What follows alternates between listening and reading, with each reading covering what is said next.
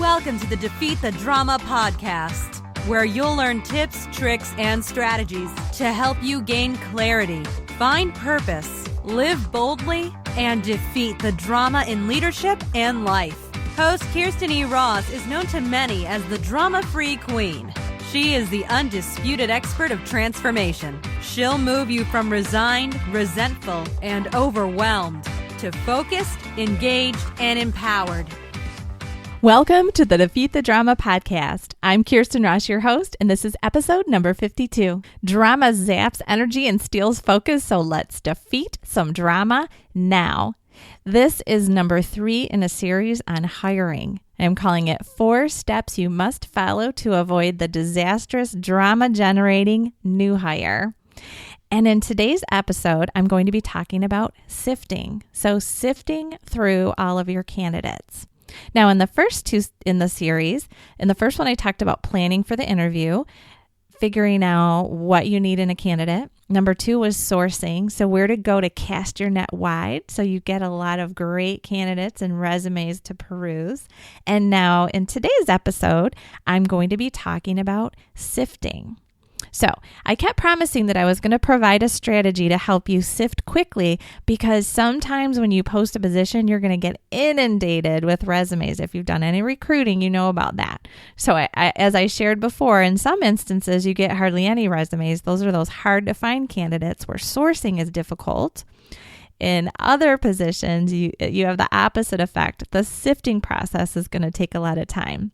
Here's the strategy I recommend. So if it's a CSR or an admin or a receptionist, something like that, where you're going to have a lot of candidates to get through, here's the strategy that I use.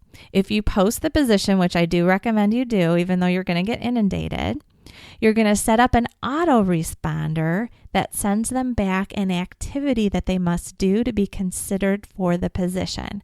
This is really key. Now, make it be an activity that's aligned somewhat with the job. So, they're going to give you some relevant information about themselves to help you determine whether or not they're a good candidate to move forward through your process of sifting. However, the main thing this is going to do is going to sift out those people who were just clicking and sending resumes to everything. I can't tell you the number of times I've posted for, it might even be an accountant position or a CPA, and you get someone who says, I want to work the front desk of a clinic. That's not really aligned. They didn't even read the job description. So they didn't take time to read my job post. I don't want to take time to look at their resume. So by setting up this autoresponder and letting them know they'll only be considered if they follow through with the activity that you give to them, now you've sifted out everyone who doesn't really want to put any effort at all, even to making the objective statement consistent with the job posting. So that activity can be, so if it's an admin, have them do something in Excel, have them answer a few basic questions about why they think they're a good fit for the job. Tell me about your experience. Have them do 3, 4, 5 things, and have some instructions in there to have them, included in the body of the email, so you're not getting attachments and all those kinds of things. So you can see if they can follow basic instructions. So if they care about the job, if they're really fired up and ignited by your job post, they're going to go the extra mile to do the activity. And if they're not really that excited, hey, no problem. You don't even have to take a moment to look at their resume. All right. So that's the first part of the sifting. All right. Then everyone who does those basic activities that you've given to them, now you are going to look at their resume. Remember, in the first episode of this series, I talked about must-haves and nice-to-haves. So you're going to look at that resume quickly and see if they have your must-haves. If they do, they don't get moved to the side. If they don't have the must-haves, they're immediately moved to the don't interview pile. Now, when I say pile, I'm more like mean folder. I don't recommend printing everything off and using up a lot of trees. Just keep folders, keep things organized. You're going to look for gaps in service. Now, gaps in service aren't an automatic no for me, but so if they have your other must-haves and the resume generally looks good, just be prepared to ask about that. Why do you have these gaps in service? You're going to look for their significant achievements and experience related to the job. And then, of course, if you've had them do those activities, how do they answer the questions? Ask some of your behavioral-based interview questions. What do you love about customer service? Why do you love being a receptionist? Those kinds of things. And those will also help you start determining if they have the right knowledge, skills, abilities, and remember, personality to fit the job requirements. Now, the people whose resumes look good, they have the must-haves and hopefully some of your nice-to-haves. If they have none of the nice-to-haves and only must-haves, I'd probably move them aside, depending on the number of resumes you've gotten. So then you're going to start with doing just some quick phone screens for potential candidates. Again, you could add another activity where if they've made it to this point, you could still have them answer some more questions just digitally, so you're not taking up time. Or you can move to the phone screen. During the phone screen, I like to just cover basic information, tell them a little bit about the job. You can kind of get a feel, listen to their voice. Are they articulate? Would they be good with your customers? Those kinds of things. How is their grammar? Do they sound excited about the job, or are they just kind of there and doing what they need to do? And then cover just some of the basics. One of the first questions I always like to ask is, let's start by working backwards through your resume. And I love doing this as a phone screen. It's amazing. Now, this depends on how much time you want to spend on the phone screen, because this question can take a bit of time. So if you're trying to just do a 3 or 5 minute, really super, super quick phone screen to kind of gauge their grammar and their diction and are they articulate, can they carry on a conversation, then you probably don't want to ask this one. But so, and if you don't ask it as a phone screen question, for sure, it's going to be your first question, I think, when you meet with them face-to-face or on Skype, however you're doing your face-to-face interviews. So the first question I like to ask is, I want you to walk me backwards through your resume. So starting with the oldest job first, for each position, tell me what your main job responsibilities were, anything you're particularly proud of, and why you left. Now, just asking that simple question and having them walk backwards, so the oldest job first up to the newest, will give you a wealth of information about them. I have literally had people tell me that they left their last position because they threw something at their boss. Food for thought. Maybe I'm going to sift them out of this whole process. But you'll be amazed at the kinds of information that people will fill in for you. You'll also get a sense of, are they a job hopper? Did they leave a lot of their jobs for more money? So you know that they're money seeking versus excited about the positions and the work that they're doing. And you know that if you're not paying top dollar, they're probably going to jump to the next job quickly. Versus, did they have some unforeseen circumstances happen? There are a lot of people that had a lot of job moves over the last few years because of the economy. So, I don't always just immediately throw out someone who has a lot of job movement. It depends. I mean, if it's 6 and 7 months everywhere, there's an issue. And if it started before the, 2008 dive in the economy, might be some other stuff going on there. But anyway, so you'll be amazed though at how much information you can gather. If they pass through that phone screen, then I definitely recommend, again, however you're going to do your face-to-face, have them come in or do a Skype call with them where you can see their face. You can be eyeball to eyeball and get some information about them. Now, if you bring them in, I recommend starting on time. Don't leave them waiting.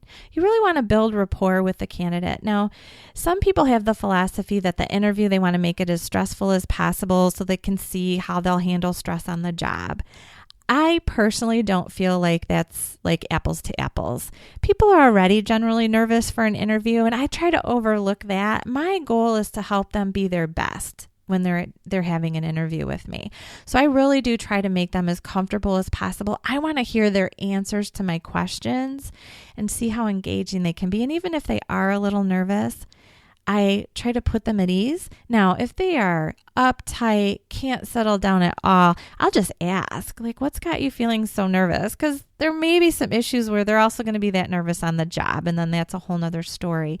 But I don't like to ignite more stress in them by making it a stressful interview.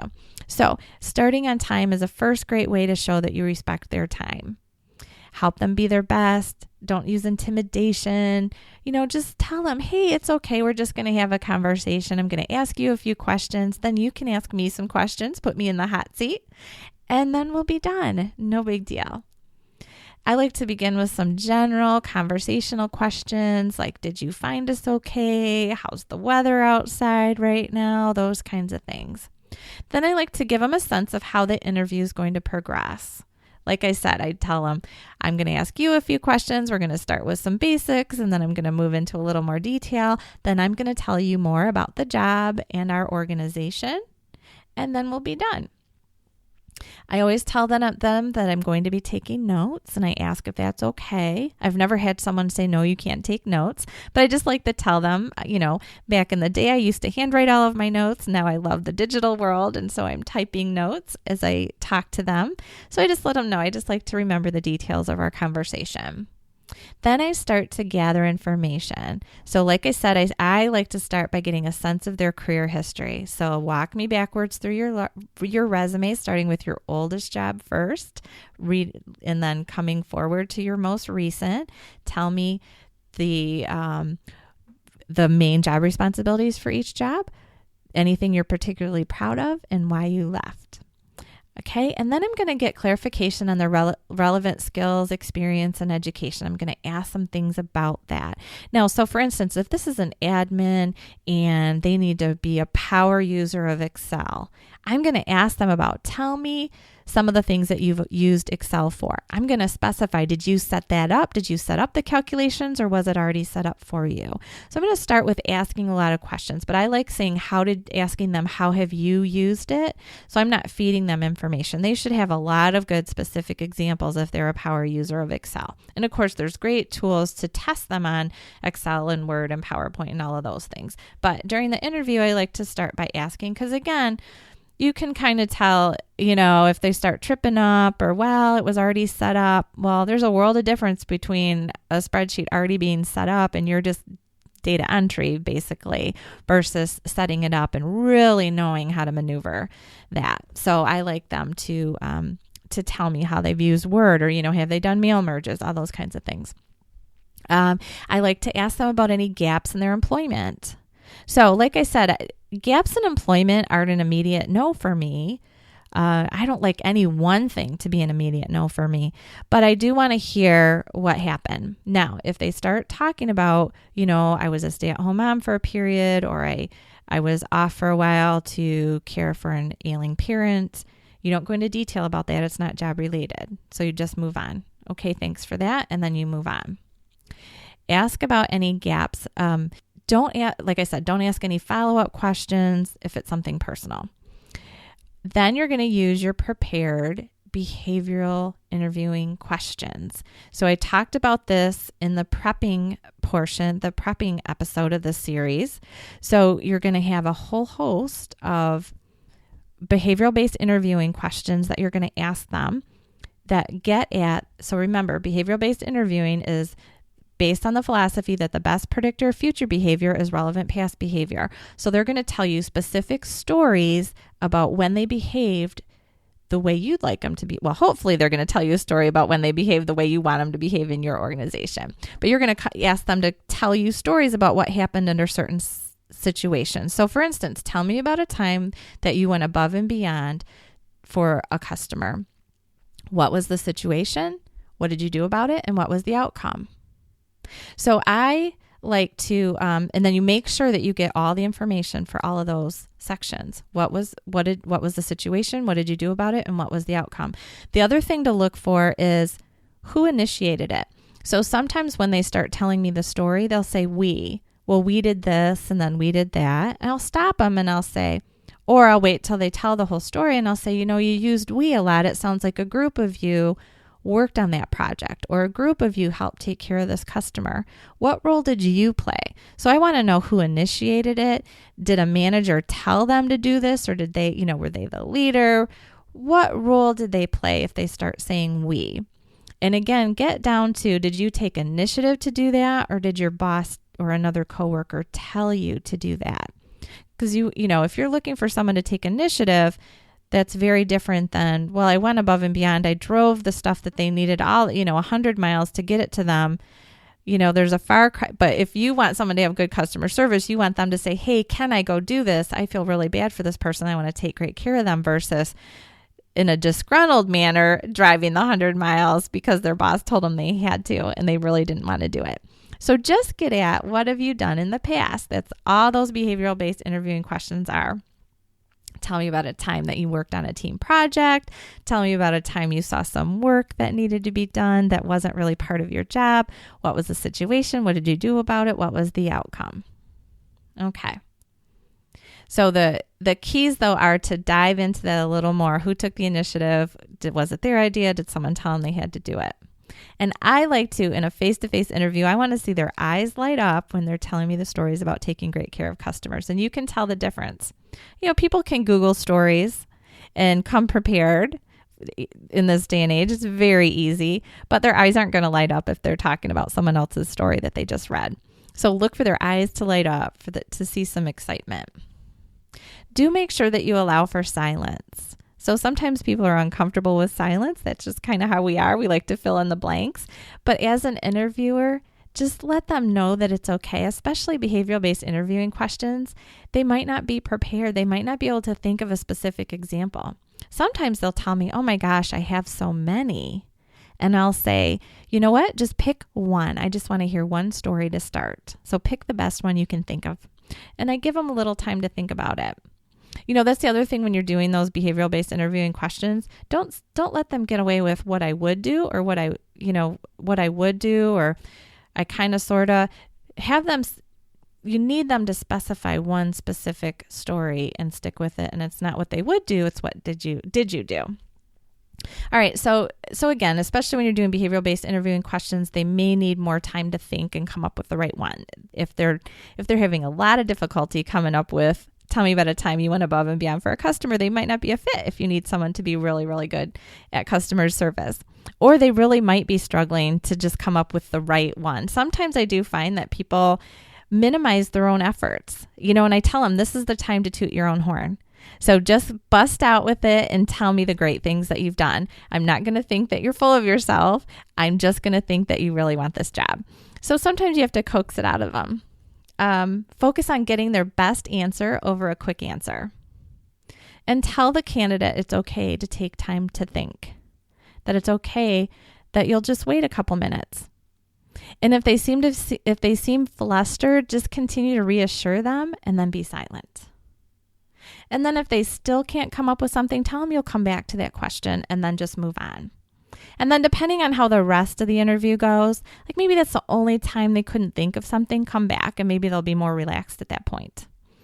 If they're not doing all that well with the rest of the answers, there's no need to go back. I mean, perhaps they've kind of selected themselves out anyway with the rest of the interview. So play it by ear. But if they're really having a difficult time after you've been silent, don't keep reassuring them. You need to leave some silence. So reassure and then be quiet. And then give them time to think. And then if they still can't, move on. Take control of the interview. I have definitely worked with interviewed candidates who want to talk and talk and talk, and I do stop them. So don't let them hijack the interview by going off track. Keep them on track. So, if someone's going on and on and on, you might stop and redirect. You know what? The original question was this. Can you tell me a bit more about that? Or, you know what? I feel like I have a good enough sense about that, so I really need to move on. Or, you know what? I'm going to be running short on time for this interview, and I really need us to stay focused so I can get all the information that I need. So let's move on to the next question. Phrases like that. So you don't have to let the talker take over. And again, talking isn't an automatic no. They might just be nervous, but it is a little red flag, and look for other indications of that throughout the interview. At the end of the interview, after I've asked all my questions, then I tell them a bit more about the job and the organization. And I also give them an opportunity to ask me some questions. I also fill in what are the next steps. Now, as I'm describing the organization, I've done a lot of recruiting for clients, so a wide variety of organizations, a wide variety of cultures. And I am always, now there are times when, for instance, an owner of an organization hasn't let me coach them. And so there are times when I'm helping to place someone, not that you have to be coached by me to be great, but there are times when the culture isn't optimal. And I know that. And I still let the candidate know that. And I tell my clients that too. I'm going to be upfront. I'm going to tell them about your anger issues. I'm going to tell them that you yell and scream and swear at people. So, and I have placed people in those environments. I look for someone who has a thick skin who can take that, and I help them make an informed decision. I am realistic about how I describe organizations. So, for instance, sometimes leaders are micromanagers. You need to make sure that someone has a personality that can handle that. They won't take it personally. They won't be offended or feel mistrusted. They will realize that it's their boss's issue and they can kind of go with it and let it roll off their back. So they have to have the right personality. I will include that in my behavioral-based interviewing questions. But on top of that, I need to let them know that that's what they would be walking into. The truth is that candidates, if you give them an unrealistic pie-in-the-sky view of working for you and inside of your organization, if there's a huge gap between their expectations and what they experience once they walk in, you've got a problem. They've now got to maneuver through, wait a minute, this isn't what I signed up for. I didn't make an informed decision about this. And there's a little lack of trust. You didn't fill me in about this, and I don't feel good about that. So you're going to have some fix-up to do in that relationship. Versus you tell them up front, hey, the person you're going to be working with is a micromanager, and sometimes they get frustrated and they do yell, and I have heard them swear. Now, if they take the position, their expectation is realistic and they've made an informed decision and you were truthful with them. So I 100% recommend being truthful and realistic about how you describe your organization or the person they're going to be reporting to. So you're going to provide information, truthful information about your organization, a bit more about the job, and then you're going to give them the opportunity to ask questions. And guess what? While they're asking questions, you're going to get a little more insight into what's important to them. Again, I know a lot of people are going to go on the internet and say, what are some questions I should ask? They're going to Google it, questions to ask in an interview, and that's okay. So anyway, that is the process of sourcing candidates. You're going to build rapport with them. Well, so first you're going to use that quick little autoresponder with an activity so that you don't even have to screen them in or out unless they follow through on that. If they're just clicking every single thing that's posted, you don't need to take any more time than they did in looking at your job post to read their resume. So give them an activity to do through an autoresponder and let them know the only way you'll be considered for this job is if you complete this activity. And have a few questions or a few activities for them to do. It might be an Excel spreadsheet. It might be questions, whatever's relevant to the job. Keep it relevant to the job. Then you're going to review the resumes of the people who do follow through with that. You'll look at their answers and the activity that they did. You'll look for those that have the must-haves. And if they don't have the must-haves, you move them off. If they have only the must-haves and none of the nice-to-haves, you might move them off. The gaps in service, you're just going to prepare for asking questions about that. You're going to look at their significant achievements and you're going to decide this is a person that I want a phone screen or this is a person I'm not interested in talking to.